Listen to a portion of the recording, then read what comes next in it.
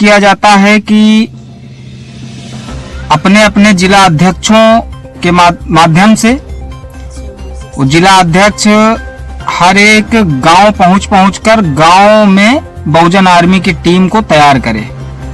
हम लोगों को जमीनी स्तर से काम करना है और समाज में हो रहे अत्याचारों के प्रति कोई जवाबदेही किसी सरकार की नहीं है। कोई अपनी जिम्मेदारी को नहीं समझ रहा है तो हमारे समाज में जो अत्याचार, हत्याएं, रेप, अभी हाल ही में प्रयागराज में एक 11 साल की बच्ची के साथ, बहन के साथ रेप हुआ और अभी हाल ही में आजमगढ़ में एक दलित समाज के पूर्व प्रधान का घर पुलिस द्वारा गिरा दिया गया। तो इसकी जवाबदेही सरकार की बनती है, लेकिन सरकार इन सब मामलों में कतई बोलना कुछ नहीं चाहती, एकदम चुप है, साइलेंट मोड में है। तो मान्यवर साहब कांसीराम जी ने कहा था कि लोकसभा में अगर हम लोग नहीं हैं, बहुमत लोकसभा में अगर हमारी नहीं है तो रोड पे अपनी बहुमत जो है साबित करो, तब हम लोग जो लोकसभा में हमारे खिलाफ जो कानून पारित होते हैं वो तभी हम लोग रोक पाएंगे।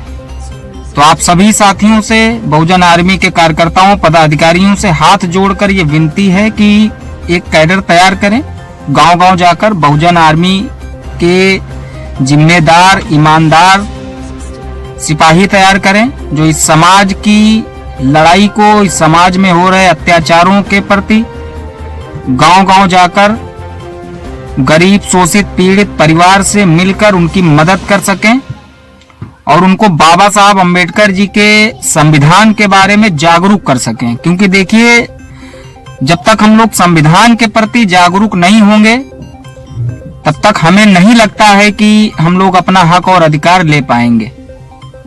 तो हमें सबसे पहले सर्वप्रथम संविधान के बारे में जागरूक होना है, अपने हक और अधिकारों के बारे में जागरूक होना है।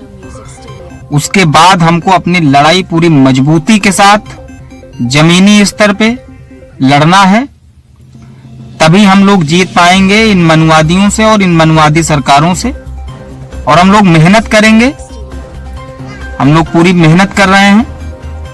हम लोग किसी राजनैतिक संगठन से, मेरा कोई मतलब नहीं है, राजनैतिक संगठन से मतलब रखने का मतलब ये है कि अगर हम राजनीति संगठन से मतलब रखेंगे तो हम अपनी बात बेबाकी से नहीं कह पाएंगे। तो ये बाबा साहब अंबेडकर जी ने जो हमको हक और अधिकार दिलाए हैं, इनका पूरी तरह से संविधान को लागू कराना और संविधान के प्रति देश के युवाओं को, देश की माताओं बहनों को भी जागरूक कराना, ये हमारी जिम्मेदारी है और इसको हम पूरी ईमानदारी से निभाएंगे। आज जो ये हम लोग संगठन बनाते हैं, जगह जगह रैलियां, सभाएं करते हैं, हर एक बात पे डॉक्टर बाबा साहब भीमराव अंबेडकर जी का नाम सर्वप्रथम आता है। वो इसलिए आता है कि कोई रहा होगा महापुरुष, लेकिन आज जो हम बड़ी बड़ी मंचों पे चढ़ के दहाड़ते हैं, ये बाबा साहब भीमराव अंबेडकर जी के बनाए हुए संविधान की देन है, ना कि किसी और की। साथियों, बहुत बहुत धन्यवाद आप सभी साथियों का। इस मैसेज को ज्यादा से ज्यादा फॉरवर्ड करें और लोगों को बताएं कि बहुजन आर्मी एक नया विकल्प बन के आई है और बहुजन आर्मी पर सब लोग विश्वास करें। बहुजन आर्मी गरीब, शोषित, पीड़ितों की लड़ाई लड़ेगी। बहुत बहुत धन्यवाद। जय भीम, जय भारत, जय संविधान।